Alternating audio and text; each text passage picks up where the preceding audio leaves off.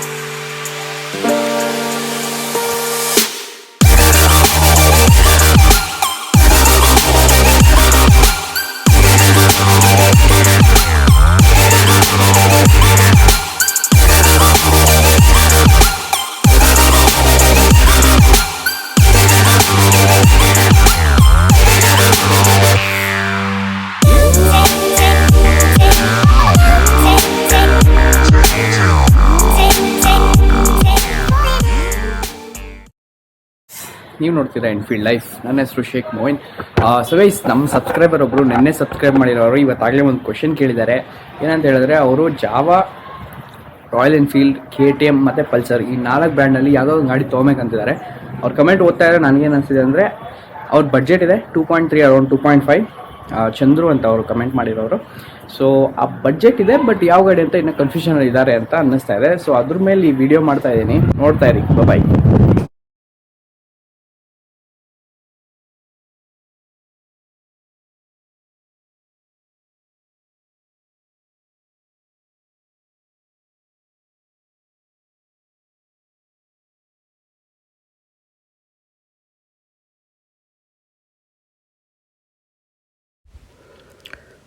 So guys, ಪೆರಾಕ್ ಗಾಡಿ ಇಲ್ಲಿ pass ಆಯಿತು ನೋಡಿ.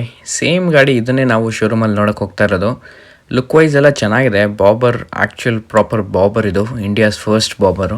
ಚೆನ್ನಾಗಿದೆ ನೋಡೋಕ್ಕೆ ಗಾಡಿ. ಗೈಸ್, ಜಾವ ಇದ್ದಿದ್ದು ಇಲ್ಲೇ ಟೂಲೆಟ್ ಹಾಕ್ಬಿಟ್ಟು ರೆಂಟ್ಗೆ. ಇನ್ನು ಮುಂದೆ ಒಂದಿದೆ, ಅಲ್ಲಿ ನೋಡೋಣ. ಸೊ ಗೈಸ್, ಈ ಬ್ರಿಡ್ಜ್ ಪಕ್ಕದಲ್ಲೇ ಇದೆ, ಇಲ್ಲೇ ಇದೆ ಜಾವ ಶೋರೂಮು. ನಮ್ಮ ಬುಲೆಟಲ್ಲಿ ಹಾಕುವ ಹಂಗೆ ನಮ್ಮ ಪೆರಾಕ್ ಅಲ್ಲಿ ನಿಂತಿದೆ ನೋಡಿ, ಎಷ್ಟು ಸಖತ್ತಾಗಿದೆ. ಓಹೋ, ಇಲ್ಲ ಆಡ್ತವ್ರೆ ಅಣ್ಣವರು. ಗುರು ಹುಷಾರು, ಮೈನ್ ರೋಡು.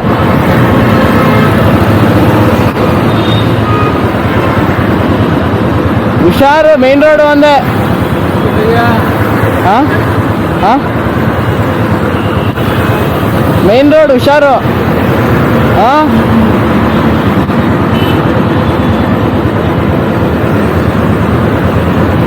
ಹಾಯ್ ಮಾಡು, ಹಾಯ್ ಮಾಡೋಣ. ಇನ್ನೊಂದು ಗಾಡಿ ಅಲ್ಲಿದೆ ನೋಡು, ಚೆನ್ನಾಗಿದೆಯಾ? Like it, very good. ಅದು ಹೇಳ್ತಾ ಇದ್ದೀನಿ ಹುಷಾರು ಅಂತ, ಮೈನ್ ರೋಡ್ಗೆ ಹೋಯ್ತಾನೆ. ಓ ಅಲ್ಲೋಡು.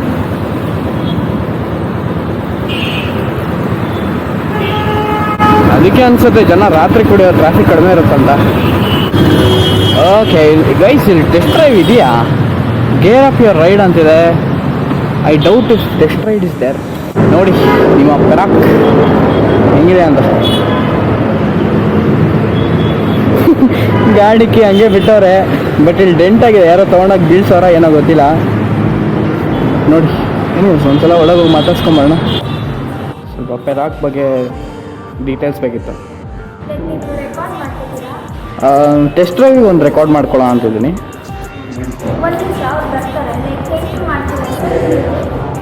ಕ್ಯಾಮ್ರಲ್ಲೇ ಮೇಡಮ್.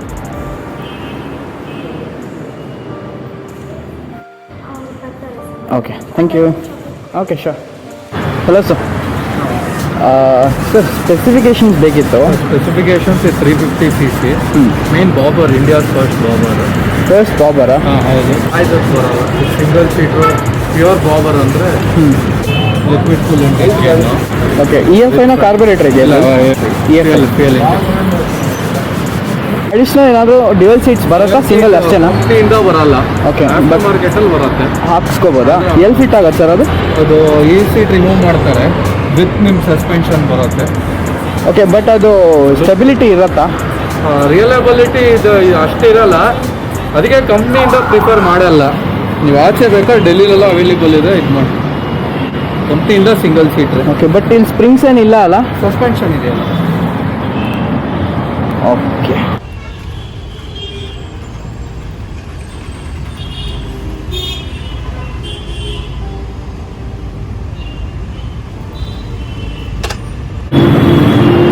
ಸರ್ ಇದ್ರಲ್ಲಿ ಕಲರ್ ಒಂದೇನಾ ಬರೋದು?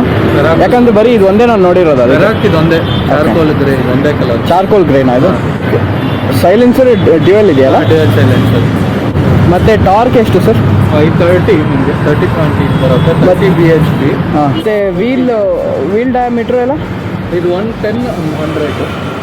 110 ಯಾವುದು? ಇದು 110 ಅದು? 100. ಫ್ರಂಟ್ ಜಾಸ್ತಿ ಇದೆಯಾ? ಹೌದು. ಸ್ಪೋಕಿ ವೀಲ್ಸ್ ಬರುತ್ತೆ ಇದು. ಓಕೆ. C8 ಏನಾ MRF ಮಿಕ್ಸ್ ಮಾಡಿ ಕೊಡ್ತಾ ಇದ್ದಾರಾ ಟೈರ್? ಇಲ್ಲ, C8. ಸಿಂಗಲ್ ಹಾರ್ನ್ ಅಲ್ಲ? Single horn. ಹಾಂ, ಸಿಂಗಲ್ ಹಾರ್ನ್. ಸರ್ ABS ಇದೆಯಾ ಇದರಲ್ಲಿ? ಹೌದು, dual ABS. Dual channel ABS. Dual channel. Okay. ಇದು ಮಿರರ್ ಬೇಕಾದ್ರೆ ಹಾಕ್ಸ್ಕೋಬೋದಾ? ಇಲ್ಲಿ ಬಾರ್ ಅಂಡ್ ಮಿರರ್ಸ್ ಬರುತ್ತೆ. ಓಕೆ, ಬಟ್ ನೀವು ತೆಗ್ದಿದ್ದೀರಾ? ಹಾಂ, ನಾ ತೆಗ್ದಿದ್ದೀನಿ. ಮತ್ತೆ ಇದು ಪಾರ್ಕಿಂಗ್ ಲೈಟ್ ಬರುತ್ತಲ್ಲ, ಅದಿದೆಯಾ? ಅದೆಲ್ಲ ವಾಷನ್ ಲೈಟ್ ಇಲ್ಲ. Normal indicator. Sir tank capacity 14 litre. So ಇಲ್ಲೇನಾದರೂ ಏನಿದೆ ಸರ್? ಅಲ್ಲೇನು ಅಲ್ಲ, ಒಂದು ಇದು ಬರುತ್ತೆ, ಫ್ಯೂಸಸ್ ಬರುತ್ತೆ ಅಷ್ಟೇ. ಫ್ಯೂಸ್ ಅಷ್ಟೇನಾ? ಏನು ಇಡೋಕ್ಕಾಗಲ್ಲ. ಲ್ಯಾಪ್ಟಾಪಿಗೆ ಕನೆಕ್ಟ್ ಆಗುತ್ತಾ ಅದು ಫ್ಯೂಸು? ಹಾಂ, ಲ್ಯಾಪ್ಟಾಪ್ ಅಲ್ಲ, ಒಂದು ನಿಮ್ಮ ಟೂಲ್ ಗೊತ್ತಾಯ್ತು. ಹಾಂ ಸರ್, ಇದು ಕೂಲಿಂಗ್ ಸಿಸ್ಟಮಾ? ಹಾಂ, ಹೌದು, ಕೂಲಿಂಗ್ ಸಿಸ್ಟಮ್. ಫ್ಯಾನ್ ಇದೆ. ಪವರ್ ಸಪ್ಲೈ ಎಲ್ಲಿಂದ? ಬ್ಯಾಟ್ರಿಯಿಂದನಾ? ಹಾಂ, ಬ್ಯಾಟ್ರಿ ಇದೆ. ಸರ್ ಟೆಸ್ಟ್ ರೈಡಿಗೆ ಏನಿದೆ ಫಾರ್ಮಾಲಿಟೀಸು? ಏನಿಲ್ಲ, ಬರೀ DL ತಗೊಳ್ತೀವಿ, ಅದ್ರ ಇವತ್ತಿಲ್ಲ. ನಿಮ್ಮ ಮಂಡೇ ಸಿಗುತ್ತೆ. ಅಂದ್ರೆ ನಾರ್ಮಲ್ ಇದನ್ನ ಲೈಟಾಗಿ ಇಲ್ಲೇ ಹೋಗಿ ಬರ್ಬೋದು ಒಂದು. ಹಾಂ, ಇಲ್ಲ ಬೇರೆ ಎಲ್ಲೂ ಇಲ್ಲ. ನೋಡಿ ಹೆಂಗೆ ಕಾಣುತ್ತೆ ಬುಲೆಟ್ ಪಕ್ಕದಲ್ಲಿ ನಿಲ್ಸಿದಾಗ.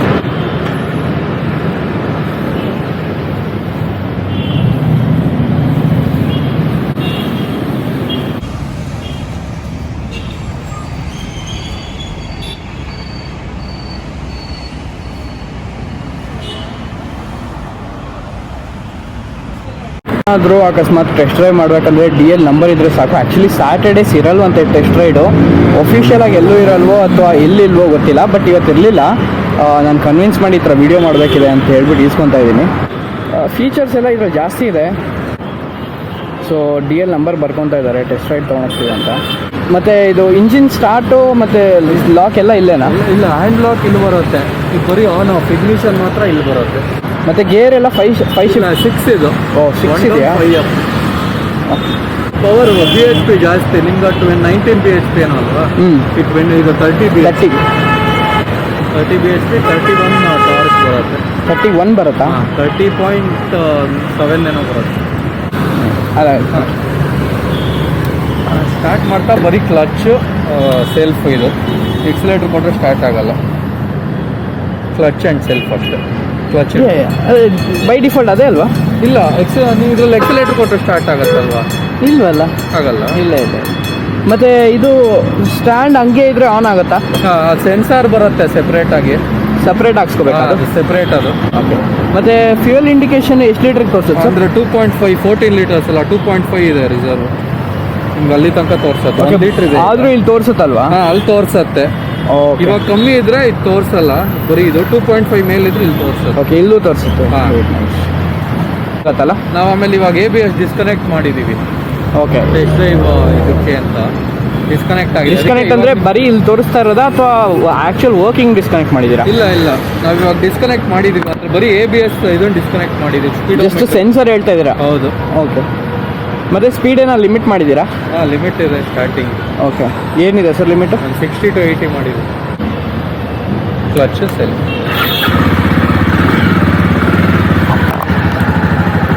Okay guys, okay, down up ಎಲ್ಲ ಇದೆನಾ? ಒಂದೇ ಸೈಡು? ಹಾಂ, ಒಂದೇ side. Okay cool. Okay guys, so clutch sensitivity ಸ್ವಲ್ಪ ಬೇರೆ ಥರ ಇದೆ ಇದು.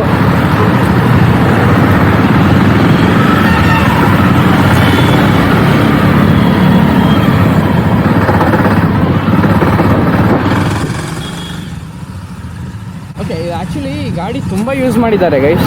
ಸೊ ಇಲ್ಲಿ ನೋಡ್ಬೋದು ಈ ಇಗ್ನಿಷನ್ ಮೇಲೂ ಸ್ವಲ್ಪ ಸ್ಕ್ರ್ಯಾಚಸ್ ಆಗಿದೆ ಮತ್ತು ಗಾಡಿ ಇಲ್ಲಿ ಡೆಂಟ್ ಆಗಿದೆ. ಸೊ ನಿಮಗೆ ನಾನೇನಾದ್ರು ರಿವ್ಯೂ ಕೊಟ್ಟರೆ ಆ್ಯಕ್ಚುಲು ವರ್ಕಿಂಗ್ ಗಾಡಿದು ಹಿಂಗಿರಲ್ಲ. ಓಕೆ, ಸ್ವಲ್ಪ ಆಗಲೇ ಒಂದು ಬೇರೆ ಡಿಫ್ರೆನ್ಸ್ ನನಗೆ ಕಾಣ್ತಾ ಇದೆ. ಸೊ ಮೈನ್ ರೋಡಲ್ಲಿ ತುಂಬ ಹೋಗೋದು ಬೇಡ, ಇಲ್ಲಿ ಒಳಗೆ ಬಂದಿದ್ದೀನಿ.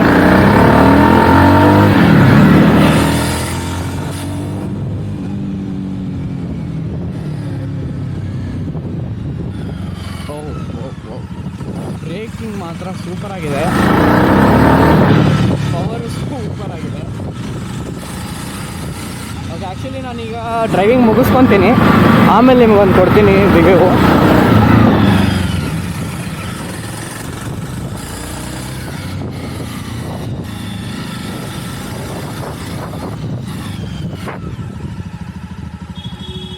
ಓಕೆ ಗೈಸ್, ಫಸ್ಟ್ ಗ್ಲಾನ್ಸಲ್ಲಿ ನಿಮಗೆ ಒಂದು ರಿವ್ಯೂ ಕೊಡ್ತೀನಿ ನೋಡಿ. ಓಕೆ ಗೈಸ್, ಒಂದು ಸೌಂಡ್ ಬರುತ್ತೆ, ಕೇಳಿಸ್ಕೊಳ್ಳಿ.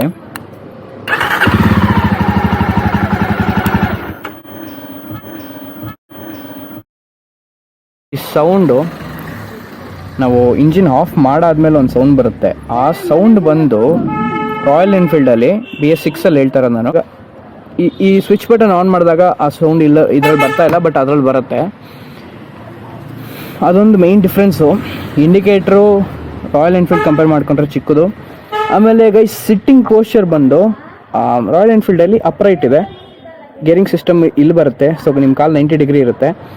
ಆಮೇಲೆ ಕುತ್ಕೊಂಡಾಗ ನೀವು ಅಪ್ರೈಟ್ ಹಿಂಗೆ ಕೂರ್ತೀರಾ, ರೈಟ್. ಇದ್ರಲ್ಲಿ ಏನಾಗ್ತಿದೆ, ಈಗ ಮುಂದಕ್ಕೆ ವಾಲ್ಬೇಕು, ಓಕೆ. ಆಮೇಲೆ ಕಾಲು ಕೂಡ ಹಿಂದಕ್ಕೆ ಹೋಗುತ್ತೆ ಹಿಂಗೆ.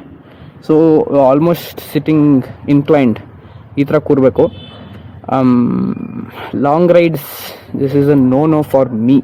ಪವರ್ ಬಂದು ಸೂಪರ್ ಆಗಿದೆ, ಸುಮ್ಮನೆ ಎಕ್ಸಲೇಟರ್ ಕೊಟ್ಟರೆ ಅಷ್ಟು ದೂರ ಹೋಗ್ತಾ ಇದೆ. ಮತ್ತು ಬ್ರೇಕಿಂಗ್, ಕ್ಲಚ್ ಬಂದು ರಾಯಲ್ ಎನ್ಫೀಲ್ಡು ನನ್ನ ಗಾಡಿಗೆ ಸೆಟ್ ಆಗಿರೋದು ಅಥವಾ ಬೈ ಡಿಫಾಲ್ಟ್ ಕಂಪನಿ ಕಡೆಯಿಂದ ಬಂದಿದ್ದು ಆಲ್ಮೋಸ್ಟ್ 50% ಬಿಟ್ಟಾದ್ಮೇಲೆ ಆನ್ ಆಗುತ್ತೆ. ಇದ್ರಲ್ಲಿ ಸ್ವಲ್ಪ ಹಿಂಗೆ ಬಿಟ್ರೂ ಮುಂದಕ್ಕೆ ಹೋಗ್ತಾ ಇದೆ. ಕ್ಲಚ್ ಸೆನ್ಸಿಟಿವಿಟಿ ತುಂಬ ಚೆನ್ನಾಗಿದೆ.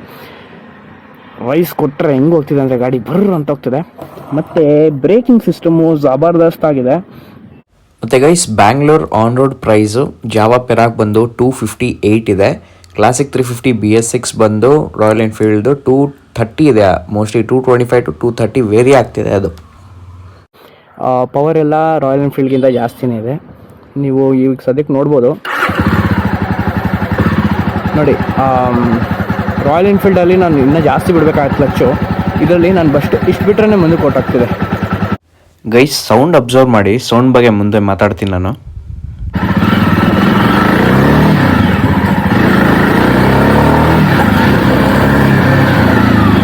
ಬ್ರೇಕಿಂಗ್ ಸಿಸ್ಟಮ್ ತುಂಬ ಚೆನ್ನಾಗಿದೆ.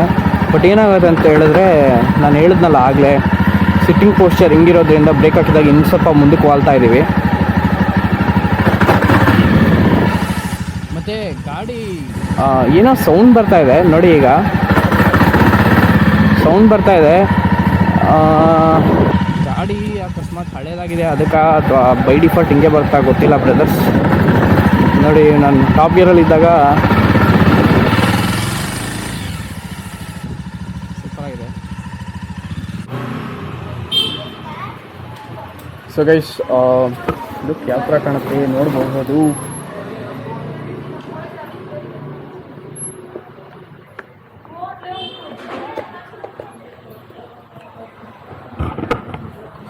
ಸೊ ಗೈಸ್, ನಾನು ಹೇಳಿದ ಸಿಟ್ಟಿಂಗ್ ಪೋಸ್ಚರ್ ನೋಡಿ. ಸ್ವಲ್ಪ ಆಮೇಲೆ ಕಾಲಿಡೋದು ಕೂಡ ಸಹ ಇನ್ಕ್ಲೈಂಡಾಗಿ ಹಿಂದಕ್ಕಿದೆ. On road price 258. ಮಿರರ್ ಬಿಟ್ಟರೆ ಬೇರೆ ಏನು ಫಿಟ್ಟಿಂಗ್ ಬರುತ್ತೆ ಆನ್ ರೋಡು? ಇದೇನು ಬರಲ್ಲ, ಇದಕ್ಕೇನು ಬರಲ್ಲ. ಕ್ರ್ಯಾಶ್ ಗಾರ್ಡ್ ಒಂದೇ accessory, extra accessories. Bar and mirrors ಬರುತ್ತೆ ಇದಕ್ಕೆ. LED ಲ್ಯಾಂಪ್ಸಾ? ಇಲ್ಲ, ಮಾಮೂಲಿ hydraulic. So guys, back to upright position.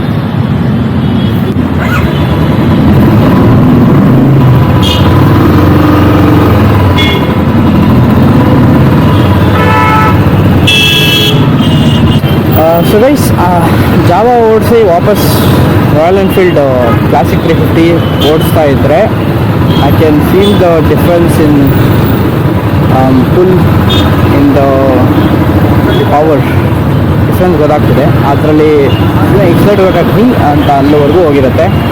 But ಅಲ್ಲಿ ಟೆಲ್ ಯು ಯಾವ್ದು ಬೆಟ್ರ್ ಅಂತ, Jawa or Jawa Perak or Enfield classic 350.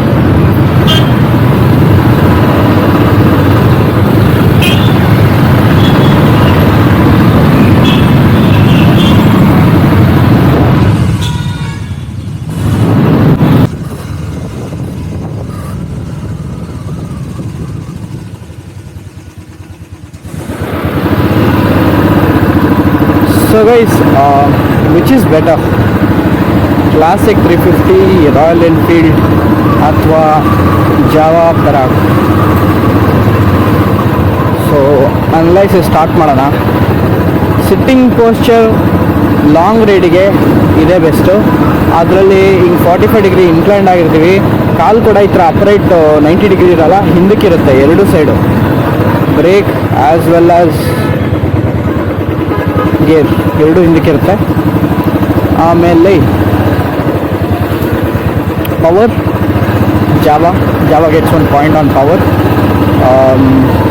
Torque ಬಂದು ಅದರಲ್ಲಿ 31 ಬರುತ್ತೆ, ಇದರಲ್ಲಿ 19. ಆಮೇಲೆ ಸೌಂಡ್,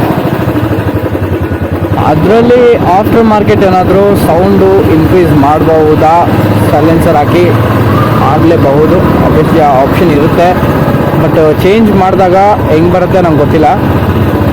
ಇದು ಕ್ಲಾಸಿಕ್ 350 ಸ್ಟಾಕ್ ಸೈಲೆನ್ಸರ್ ಹಾಕ್ಸಿರೋದು, but classic 350 sounds way lot better ನನಗೆ. ಯಾಕಂತ ಹೇಳಿದ್ರೆ ನನಗೆ ಮುಂಚೆಯಿಂದನೂ ಆ ಡಗ್ ಸೌಂಡೇ ಇಷ್ಟ.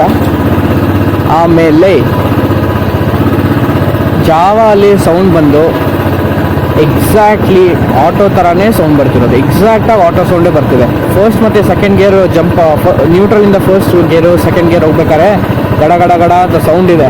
ನಾನು ಹಂಗೂ ಅವ್ರನ್ನ ಕೇಳಿದೆ ಆ್ಯಕ್ಚುಯಲ್ ಸೌಂಡ್ ಹಂಗೆ ಬರುತ್ತಾ ಅಂತ. ಅವರು ಹಿಂಗೆ ಬರೋದು, ಹಳೆ ಜಾವಾನ ಮೇಂಟೈನ್ ಮಾಡಿದ್ದೀವಿ ನಾವು ಅಂತ ಹೇಳಿದ್ರು. ಬಟ್ ಗಡ ಗಡ ಸೌಂಡ್ ಬರುತ್ತೆ. ನೆಕ್ಸ್ಟು ಥರ್ಡ್ ಗೇರು, ಫೋರ್ತ್ ಗೇರು, ಫಿಫ್ತ್ ಗೇರು, ಸಿಕ್ಸ್ತ್ ಗೇರ್ ಹೋಗಿದ್ರೆ 100% ಆಟೋ ಸೌಂಡೇ ಬಂದಿದ್ದು ನನಗೆ. ಅದು ಫುಲ್ ಎಕ್ಸೈಟೆಡ್ ಕೊಡ್ಬೇಕಾದ್ರೆ ಹಂಗೆ ಬಂದಿದ್ದು, ಆಟೋ ಸೌಂಡೇ ಬಂದಿದ್ದು. ಎಕ್ಸಾಕ್ಟಾಗಿ ಗೇರ್ ಶಿಫ್ಟಿಂಗ್ ಟೈಮಲ್ಲೂ ಅಷ್ಟೇ ಸೇಮ್ ಆಟೋ ಸೌಂಡೇ ಬಂದಿದ್ದು. ಆಮೇಲೆ ವಾಟ್ ಎಲ್ಸ್, ಪವರ್ ಅದರಲ್ಲಿ ಜಾಸ್ತಿ. ಆಮೇಲೆ ಗೈಸ್ ಟ್ಯಾಂಕ್ ಕೆಪಾಸಿಟಿ ಎಷ್ಟು ಹೇಳಿದ್ರು, 40, ನಮ್ಮದು 13, 14 15 ಹೇಳಿದ್ರು. ಒಟ್ಟಿನಲ್ಲಿ ಜಾವಾ ಲೀಟರು ಸ್ವಲ್ಪ ಟ್ಯಾಂಕ್ ಕೆಪಾಸಿಟಿ ಜಾಸ್ತಿ. ಫೀಲ್ ಬಂದು ಇಂಡಿವಿಜುವಲ್ ಒಪಿನಿಯನ್ನು, ಅದು ಯಾರು ಏನು ಮಾಡೋಕ್ಕಾಗಲ್ಲ.